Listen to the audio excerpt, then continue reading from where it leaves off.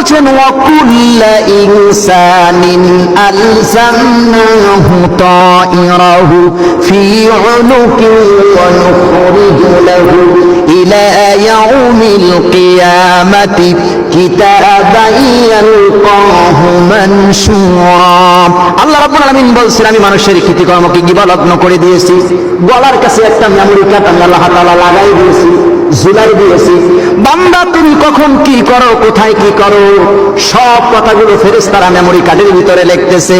এই মেমোরি কার্ডটা কিয়ামতের দিন আমি আল্লাহ তাআলা বান্দার সামনে ওপেন করব। কিয়ামতের দিন আমি কোনো ম্যাজিস্ট্রেট জজ নেব না, কোনো ভায়া মিডিয়া, কোনো দালাল থাকবে না।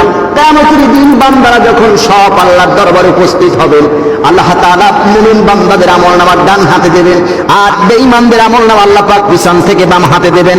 মেমোরি কার্ডটা হাতের ভিতরে দিয়ে দিবেন। এই গিবরার কাছে, গলার কাছে যে মেমোরি কার্ডটা, এটা কিয়ামতের দিন আল্লাহ তাআলা হাতে দিয়ে বলবেন, ইকরা কিতাবাকা কাফা বিনাফসিকাল ইয়াউমা আলাইকা হাসিবা। আল্লাহ বলবেন, ইকরা কিতাবাকা, পড়ো তোমার সেই কিতাব।